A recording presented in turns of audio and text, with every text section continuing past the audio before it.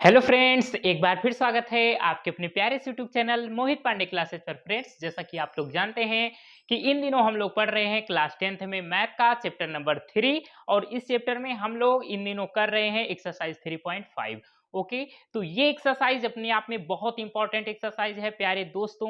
अगर आप लोग बोर्ड एग्जाम 2023 में बैठ रहे हैं तो आपको इस एक्सरसाइज से 3 से 4 नंबर एकदम कंफर्म है। आज लिखकर रख लो आप कि 3 से 4 नंबर आपको इस एक्सरसाइज से जरूर देखने को मिलेंगे। इसलिए इस एक्सरसाइज को हल्के में मत लेना प्यारे, बहुत ही प्यार से पढ़ना, इस पर मेहनत करना। कोई चीज ना समझ में आए तो कमेंट कर देना, मैं नेक्स्ट वीडियो में आपका डाउट क्लियर करवा दूंगा। ओके, तो आज हम लोग एक्सरसाइज 3.5 के क्वेश्चन नंबर 2 को करने वाले हैं और क्वेश्चन नंबर 3 को भी करेंगे। ओके, तो बहुत ही प्यारा प्यारा क्वेश्चन आज इस वीडियो में होने वाला है प्यारे।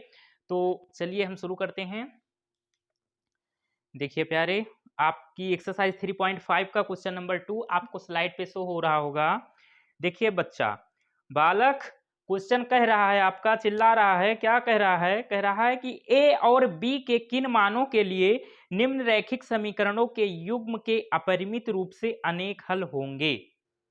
ठीक है, मतलब इसमें दो समीकरण आपको दी हुई हैं और कह रहा है कि ए और बी के ऐसे कौन कौन से मान होंगे कि इस इक्वेशन में जो समीकरण दी हुई है वहां पर हम रखें और अगर चेक करें कंडीशन तो हमें क्या मिले? अपरिमित रूप से अनेक हल होने की कंडीशन मिले। अपरिमित रूप से अनेक हल होने की क्या कंडीशन होती है प्यारे? बालक बालक देखो बालकों, बालक और बालिकाओं, a1 upon a2 is equal to b1 upon b2 is equal to c1 upon c2।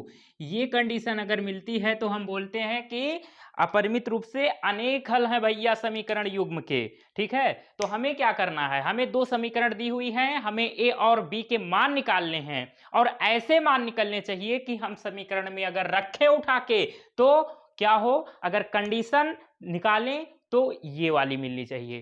Question पूरा समझ में आ गया? क्या करना है, उद्देश्य पता चल गया प्यारे दोस्तों। मैथ से मोहब्बत करने का यही एक सीक्रेट है। क्या कि पहले क्वेश्चन को पूरा समझ जाओ कि हमें करना क्या है। अगर मैथ में ये पता लगने लगा आपको कि हमें इसमें करना क्या है, भैया फिर तो दीवाने हो जाओगे मैथ के। और मेरा काम यही है मैथ से मोहब्बत कराना।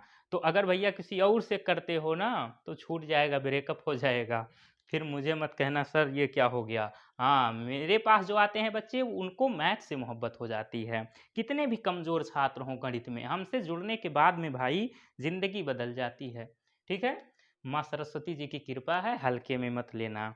मजाक अपनी जगह है और सीरियस मूड में बात कर रहे हैं हम लोग। ठीक है, तो ये देखा आपने। अब चलिए भैया हम शुरू करते हैं अपने क्वेश्चन को करना। देखिए, हमारे पास दो समीकरण दी हुई थी, बहुत ध्यान से समझना। पहली समीकरण 2x plus 3y equal to 7। तो हम जानते हैं क्या कि जो आपका समीकरण होता है दो चर वाला समीकरण, उसका स्टैंडर्ड फॉर्म क्या होता है? उसका स्टैंडर्ड फॉर्म होता है ax plus B Y plus C equal to 0। अगर कोई भी समीकरण दी हुई है तो आप पहले उसको इस फॉर्म में कर लेंगे, फिर सॉल्व करना शुरू करेंगे। पहला काम तो ये है।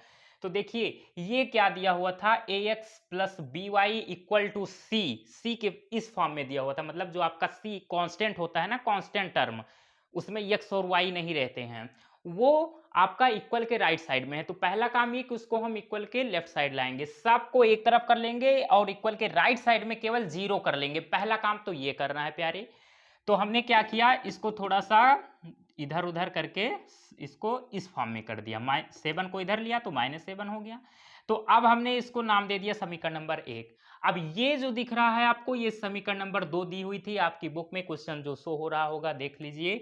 a minus B into X plus A plus B into Y equal to 3a plus B minus 2।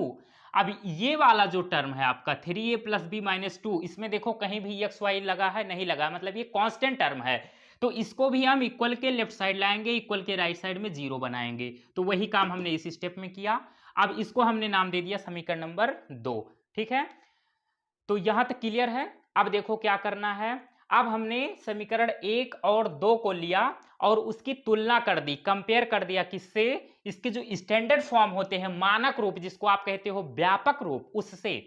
तो जो समीकरण 1 था उसकी तुलना हमने किया a1x plus b1y plus c1 equal to 0 से, और समीकरण 2 की तुलना हमने a2x plus b2y plus c2 equal to 0 से किया। तो ये लाइन हमने क्या लिखा है यहाँ पर, समीकरण 1 व 2 की तुलना क्रमशः इन दोनों समीकरणों से करने पर। ठीक है, यहाँ तक क्लियर है। ये सब तो हम पहले से करते आ रहे हैं, बहुत सारे क्वेश्चन में हमने किया है ये तुलना वाला काम।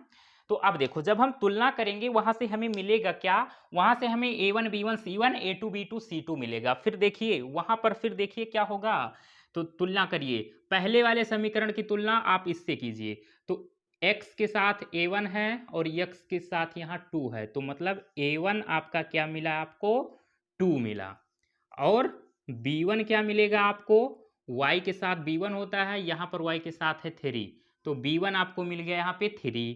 अब c1 की बात की जाए तो c1 आपको मिला यहाँ पे -7, चिन्ह सहित लेना है प्यारे, अगर प्लस है तो प्लस लगाने की कोई ज़रूरत ही नहीं है, लेकिन अगर माइनस लगा है तो माइनस को नहीं छोड़ना है प्यारे, नहीं तो भैया दुखी हो जाएगा, रोने लगेगा, तब क्या करोगे, चुप कराना पड़ेगा।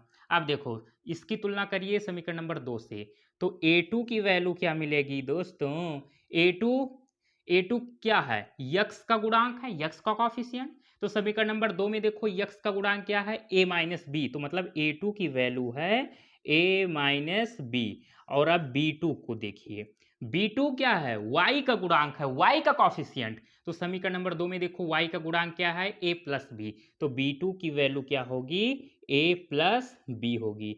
अब c2 को भी देख लीजिए, c2, अब समीकरण नंबर 2 में c2 देखो क्या है, c2 ये इतना, ये बड़ा सा दिख रहा है ना, तो माइनस सहित लेना है, चिन्ह सहित, -3a प्लस बी और माइनस में 2।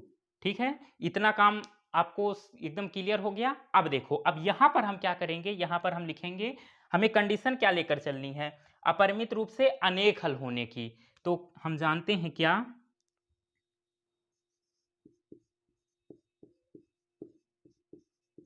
अपरिमित रूप से अनेक हल होने के लिए, अपरिमित रूप से अनेक हल होने के लिए कंडीशन क्या होनी चाहिए कि a1 upon a2 is equal to b1 upon b2 is equal to c1 upon c2, ये कंडीशन होल्ड करनी चाहिए। ठीक है, तब हम क्या करेंगे, अब a1 b1 c1 a2 b2 c2 हमें पता है, उठा करके इसमें हम रखेंगे, फिर देखिएगा वहां से कुछ नया खेला भैया बदलने वाला है। देखिए भैया, देखिए, तुझे भूलना तो चाहा लेकिन भूला न पाया, तुझे जितना भूलना चाहा तुम उतने याद आए। अब देखो भैया, दोस्तों आ जाओ, कहाँ चले जाते हो यार, भावनाओं में बह जाते हो। a1 अपॉन a2 वैल्यू रखिए सबकी, a1 अपॉन a2, a1 क्या है आपका 2, दिस इंप्लाइज 2 अपॉन, अब a2 की value a minus B equal to b1 upon b2, तो b1 क्या है 3, तो यहाँ हो जाएगा 3, और b2 है a प्लस बी, तो a plus B equal to c1 upon c1 कितना है -7 ही है जी सर, -7 अपॉन c2 क्या है आपका -3a प्लस बी -2, ये है आपका C2। अब देखो, अब क्या करेंगे, अब यहां पर भी आपको थोड़ा सा दिमाग लगाना है। क्या, यहां से आप करेंगे क्या, एक आप यहां समीकरण नंबर 1 माने, 2 माने, अब इसको आप क्या करिए, इसको मान लीजिए समीकरण नंबर 3, इसको मान लो समीकरण नंबर 4, इसको मान लो समीकरण नंबर 5। ठीक है, तो एक बार क्या करेंगे, आप समीकरण नंबर 3 को समीकरण नंबर 5 के बराबर ले लेंगे, और एक बार आप समीकरण नंबर 4 को समीकरण नंबर 5 के बराबर लेंगे। ठीक है, यहां पर ये बात आप लोग याद रखेंगे। ठीक है, तो हम लिख दे रहे हैं ताकि भूलो ना, समीकरण नंबर 3 बराबर समीकरण नंबर 5 लेने पर। तो लीजिए तब मिलेगा क्या आपको 2/a-b equal to -7 upon -3a plus b minus में 2। ठीक है, हमने समीकरण नंबर 3 को समीकरण नंबर 5 के बराबर में लिया। ये समीकरण नंबर 3 है, ये 5 है। तो देखिए बच्चा, ये माइनस माइनस तो बर्बाद हो गया, ऊपर नीचे था। अब क्रॉस मल्टीप्लाई, तिरछा गुणा, इसका गुणा इसके साथ और इसका गुणा इसके साथ होगा। ठीक है, तो इसका गुणा इसमें करिए, सब में 1 2 3 टर्म है, 2 का भैया तीनों के साथ गुणा करो, तो 2 3 6, 6a, फिर प्लस 2 का बी में करबो तो 2b हो जाए, और माइनस 2 दूनी 4 हुआ था बच्चा, बराबर 7 का गुणा इसके साथ होगा तो 7a और माइनस 7b।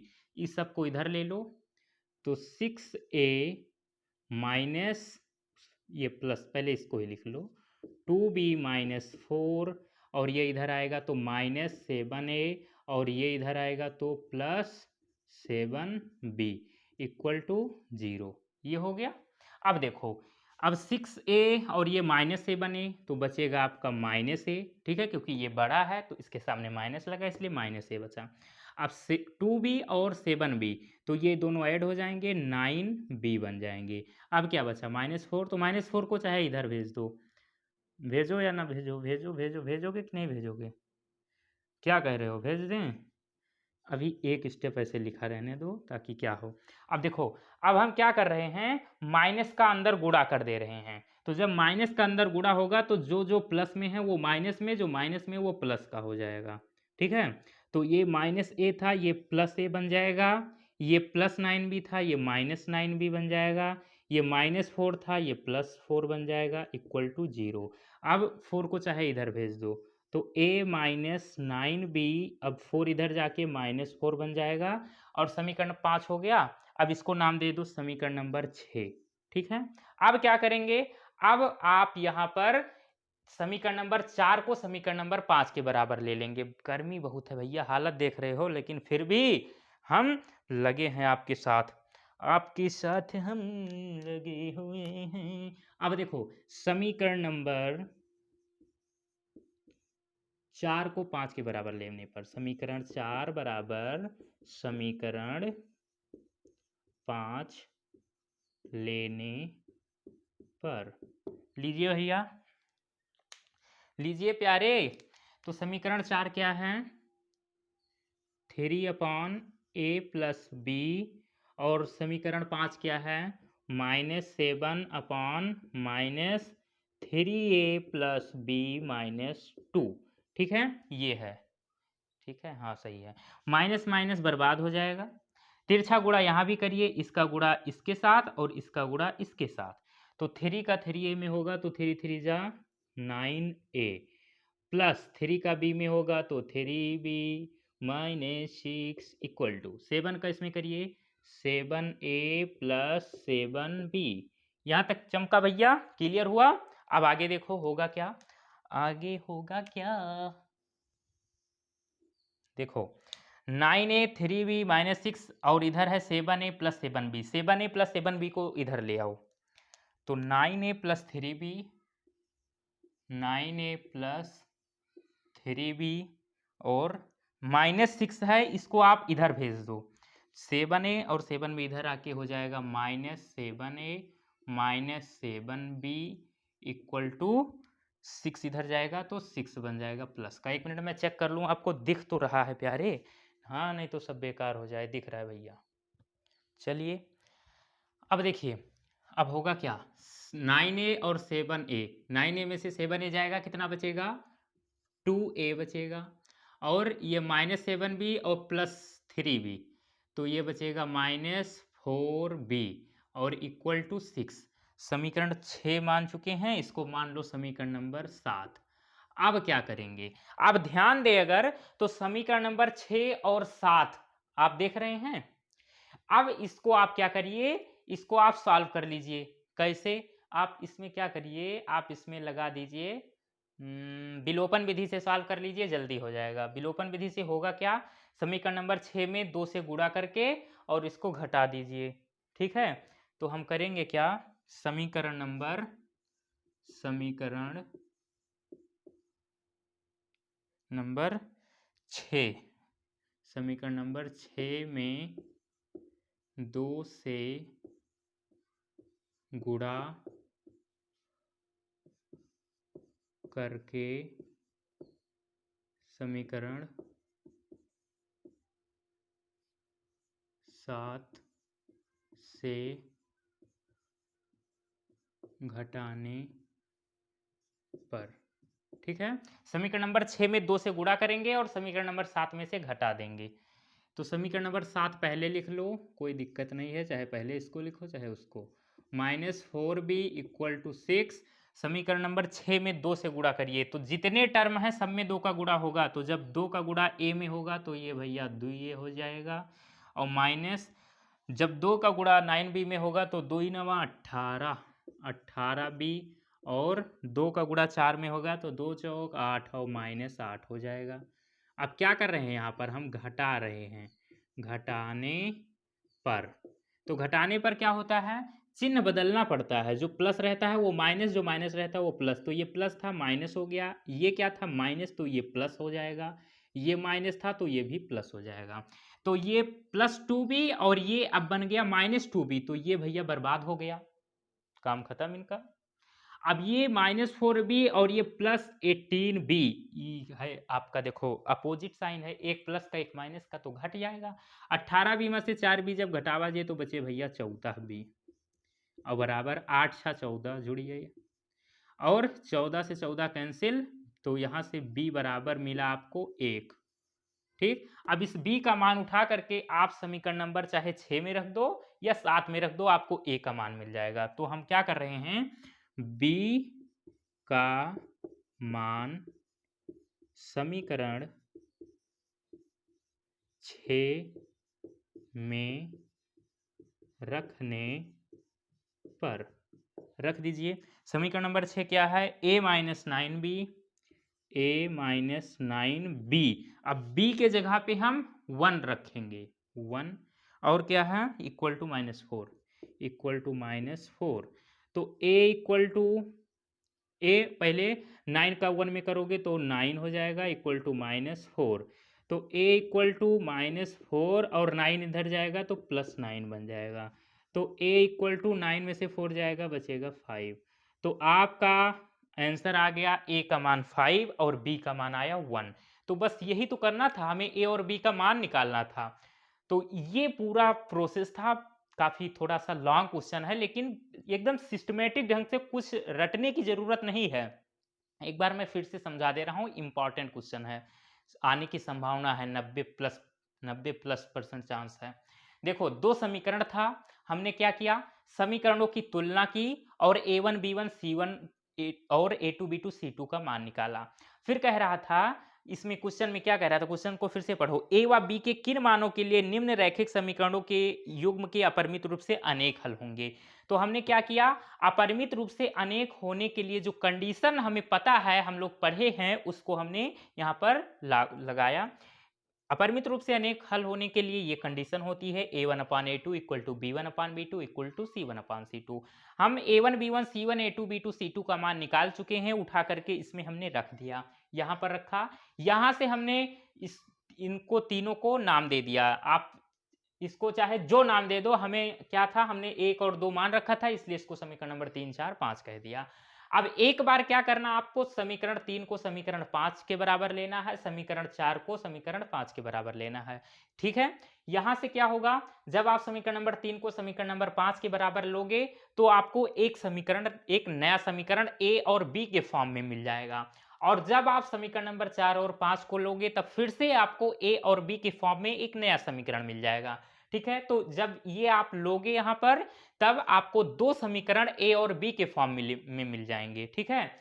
फिर क्या होगा, आप उसको 3 विधियों से सॉल्व कर सकते हो, विलोपन विधि, वज्रगुणन विधि और प्रतिस्थापन विधि, और एक विधि और है क्या, ग्राफीय विधि। तो जो विधि आपको अच्छी लगती हो, आप उससे जो यहाँ पर दो समीकरण मिले हैं उसको सॉल्व करके और ए और बी का मान निकाल सकते हैं। बस इतना ही किया है हम लोगों ने, ठीक है। तो इस पूरे का आप लोग स्क्रीनशॉट ले लीजिए, इसको आप लोग क्या करिएगा, एक दो बार खुद लगाने की कोशिश करिएगा। काफी इंपॉर्टेंट क्वेश्चन है, हल्के में मत लेना प्यारे। ले लीजिए स्क्रीनशॉट, फिर हम सेकंड क्वेश्चन की बात करेंगे। ले लिया, चलिए चलिए नेक्स्ट क्वेश्चन आपका क्वेश्चन नंबर 2 का सेकंड पार्ट है। सेम उसी तरीके का है फर्स्ट पार्ट की तरह। देखिए ये कह रहा है के किस मान के लिए निम्न रैखिक समीकरणों के युग्म का कोई हल नहीं है। अब उसमें था अनेक हल, अनंत हल होने की कंडीशन, इसमें है कोई हल ना होने की कंडीशन। तब हमें क्या करना है, के का मान निकालना है, ठीक है। तो समीकरण आपको दी हुई है, एक तो ये समीकरण आपको दी हुई थी बुक में, ये और एक ये, ठीक है। तो हम क्या करते हैं, हम इसका समीकरण जो दो चर राशि वाले रैखिक समीकरण होते हैं, इनका स्टैंडर्ड फॉर्म होता है ax plus B Y plus C equal to zero, equal में जीरो रहता है। तो इसलिए हमने क्या किया, इस इक्वल में जीरो कर लिया। उसके लिए 1 को हम इधर लाए, -1 हो गया, वही काम हमने इसके साथ किया, ठीक है। तो जो एक ये वाला समीकरण दिया था, इसको हमने -1 जब कर दिया इधर लाके, तो इसको समीकरण नंबर 1 कह दिया। और जो ये समीकरण दिया था हमने 2k + 1, ये आपका कांस्टेंट है, इस कांस्टेंट को इधर लाया तो ये माइनस हो गया, -2k + 1 इक्वल टू 0, इसको नाम दे दिया समीकरण नंबर 2। उसके बाद में क्या करना रहता है हमें, समीकरण 1 व 2 की तुलना हम किससे करेंगे, इसके जो स्टैंडर्ड फॉर्म होते हैं। अब दो समीकरण हैं, समीकरण युग्म पढ़ रहे हैं, इसलिए हमने a1 b1 c1 a2 b2 c2 use किया, ठीक है। आप a1 b1 c1 की जगह आप कुछ भी यूज कर सकते हो जो आपको अच्छा लगे, ठीक है। हाँ, कोई लिखित प्रमाण नहीं है, कहीं संविधान में नहीं लिखा है कि आप a1 b1 c1 a2 b2 c2 ही लो। आप स्वतंत्र हो भैया। मैथ की यही तो सबसे मजेदार बात है कि आपकी जो इच्छा आप करो, ठीक है। तो देखो समीकरण नंबर 1 की तुलना हम इससे करेंगे, इसको हमने माना समीकरण 1, इसलिए हमने इसमें a1 b1 c1 यूज किया। इसको हमने कहा है समीकरण 2, इसलिए हमने इसमें a2 b2 c2 यूज किया, ठीक है। आप यहाँ पर ए बी सी डी ले लीजिए या पी क्यू आर ले लीजिए, ठीक है। हाँ, यू बी डब्ल्यू कुछ भी ले सकते हो, लेकिन ए बी सी फेमस है भैया, प्रसिद्ध हो गए हैं। देखो अब समीकरण 1 की तुलना हम इससे करेंगे और समीकरण नंबर 2 की तुलना इस वाले से करेंगे। वहां से हमें a1 b1 c1 a2 b2 c2 मिलेगा। तुलना करना तो आप लोग जानते ही हो, हम तो फर्जी में बड़बड़ा रहे हैं, ठीक है। देखिए समीकरण 1 की तुलना जब इससे करेंगे तो होगा क्या, अब देखिए x के साथ a1 होता है x का गुणांक, तो a1 आपको क्या मिलेगा, यहाँ पर x का गुणांक है 3, तो a1 आपका है 3। फिर b1 होता है y का गुणांक, और y का गुणांक यहाँ कुछ नहीं, और जब कुछ नहीं तो 1 होता है। और C1 होता है, C1 आपका कांस्टेंट टर्म, और यहाँ पर है -1, ठीक। अब A2 B2 C2 को देखिए, A2 क्या होगा, A2 होता है आपका x का गुणांक, तो x का गुणांक यहाँ है समीकरण नंबर 2 में 2k - 1, 2k - 1, क्लियर है। अब B2 देखिए, B2 होता है y का गुणांक, तो यहाँ पर y का गुणांक है k - 1, तो ये k - 1 हो जाएगा। और C2 कांस्टेंट टर्म होता है, कांस्टेंट टर्म है यहाँ पे आपके -2k और +1, ठीक है। अब इस वाले क्वेश्चन में क्या कहा है, कौन सी कंडीशन होल्ड होनी चाहिए, यहाँ पर आपकी कोई भी हल ना होना चाहिए। के का ऐसा मान निकालना है जिससे इन समीकरणों के कोई भी हल ना हो, ठीक है। तो हम यहां पर लिख दें कोई हल ना होने के लिए, कोई भी हल ना होने के लिए कंडीशन क्या होनी चाहिए कि a1/a2 तो बराबर होना चाहिए b1/b2 के, b1/b2 के, लेकिन c1/c2 के बराबर नहीं होना चाहिए, ठीक है। इस कंडीशन को हम क्या कहते हैं कि समीकरण युग्म के कोई हल नहीं है। तो अब आप क्या करिए, इन सब की a1 b1 c1 और a2 b2 c2 की वैल्यू उठा करके और यहाँ पर रख दीजिए, पटक दीजिए भैया।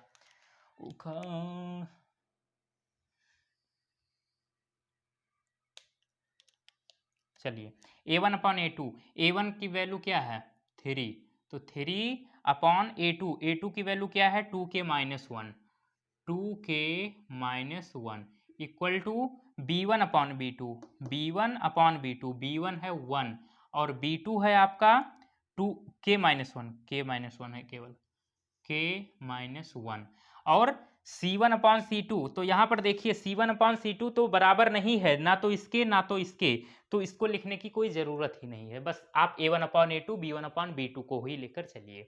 अब यहाँ से क्या करिए तिरछा गुणा कर दीजिए, इसका गुणा इसके साथ, इसका गुणा इसके साथ, ठीक है। अब देखिए जब 3 का गुणा इसमें करोगे तो क्या होगा 3 का पहले k में तो 3k, फिर -3 का 1 में करोगे तो 3 इक्वल लगेगा 2k-1 का 1 के साथ गुणा करोगे। जब किसी भी चीज़ का 1 में गुणा करते हैं तो वो एज इट इज नोट कर लेते हैं, उसमें कोई फर्क नहीं पड़ता। तो ये आपका 2k-1 ही रह जाएगा, या करना चाहो तो कर लो 2k का 1 में करोगे तो 2k का 1 में तो 2k माइनस है तो माइनस 1 का 1 में 1, ठीक है। अब देखो 3k 2k को इधर ले आओ तो -2k बन जाएगा और -1 इधर पहले से बैठा है, -3 को इधर भेज दो तो ये +3 बन जाएगा। अब 3k में से 2k जाएगा तो क्या बचेगा k बचेगा, और जब 3 में से 1 जाएगा तो बचेगा 2, तो यहाँ से k की वैल्यू निकल के आई 2, ठीक। तो हमें क्या करना था, हमें तो k का मान निकालना था। ये देखिए आ गया मजाक मजाक में, ऐसे आता है मजाक मजाक में आंसर, पता भी नहीं चलता आपको कि कब आंसर आ गया, ठीक है। सेम उसी तरीके का था फर्स्ट पार्ट की तरीके से, थोड़ा लॉन्ग था, ये बहुत ही आसानी से हो गया, ठीक है। देखिए तो हमने क्या किया, समीकरण दिया हुआ था, हमने समीकरण की तुलना करके A1 B1 C1 A2 B2 C2 का मान निकाला, और कंडीशन क्या बोला था क्वेश्चन में, कोई हल ना होने के लिए। तो कोई हल ना होने के लिए कंडीशन आपको पता होनी चाहिए कि A1/A2 equal to B1/B2 does not equal to C1/C2। हमने A1/A2 B1/B2 की वैल्यू रखी, तिरछा गुणा कर दिया, खट से आंसर आ गया। बस इतना प्रोसेस आपको ध्यान में रखना है, ठीक है। तो इसका भी आप लोग स्क्रीनशॉट ले लीजिए, प्यार से ले लिया। चलिए तो फ्रेंड्स आज का वीडियो हम लोग यहीं पर रखते हैं, वीडियो करीब 30-30 मिनट तक की होने वाली है, ठीक है। तो इसका जो नेक्स्ट क्वेश्चन है आपका क्वेश्चन नंबर 3, ये क्वेश्चन आप लोग स्वयं भी कर सकते हैं। वज्रगुणन विधि से करना है, प्रतिस्थापन विधि से। प्रतिस्थापन विधि से हमने सिखा दिया है कैसे किया जाता है, किसी एक समीकरण से x या y का मान निकालो, दूसरे में पटक दो, सॉल्व करो, आंसर आ जाएगा। वहां से x या y का मान निकलेगा, फिर उसको उठा करके किसी एक समीकरण में रख दो, तुरंत दूसरे का मान निकल जाएगा। बस इसी को कहते हैं प्रतिस्थापन। प्रतिस्थापन का मतलब है किसी एक को हटाओ, वहां दूसरे को लाओ। जैसे कुर्सी पर कोई बैठा है, हेलो भाग बैठो, आप खुद बैठ गए, इसी को कहते हैं प्रतिस्थापन। वज्रगुणन क्या होता है, वज्रगुणन का पूरा कॉन्सेप्ट आपको मैंने समझा दिया है। अगर नहीं समझ में आएगा तो मैं तो हूं ही, मैं कराऊंगा नेक्स्ट वीडियो में, ओके, परेशान मत होना, लेकिन आप लोग कोशिश जरूर कीजिएगा, ठीक है। कोशिश करने वाले की कभी हार नहीं होती। तो वज्रगुणन विधि से भी हल करना है इसको, प्रतिस्थापन विधि से भी हल करना है। आई होप आप लोग को ये क्वेश्चन समझ में आ गया होगा, क्वेश्चन नंबर 3 की क्या करना है। तो अब हम लोग मिलेंगे नए वीडियो में, आज का वीडियो यहीं पर समाप्त करते हैं। तो प्यारे दोस्तों आज का वीडियो आप लोग को कैसा लगा, अगर अच्छा लगा हो तो प्लीज़ वीडियो को लाइक कीजिएगा, और अगर पहली बार चैनल पर आए हैं तो प्लीज़ चैनल को सब्सक्राइब जरूर कीजिएगा। हम आपके लिए इतनी मेहनत कर रहे हैं, आपसे बस चाहते हैं कि आप चैनल को सब्सक्राइब कीजिए और बेल आइकन को ऑन करके ऑल पर क्लिक कर लीजिए। आपके जितने भी फ्रेंड्स हैं आप सबको वीडियो शेयर कीजिए, बोलिए यहाँ पर मैथ बहुत ही आसान भाषा में सिखाई जाती है, एकदम कॉन्सेप्ट एकदम जीरो लेवल से क्लियर करवाया जाता है, ओके। तो आपको हम मिलेंगे एक नए वीडियो में, तब तक के लिए बाय बाय, सी यू।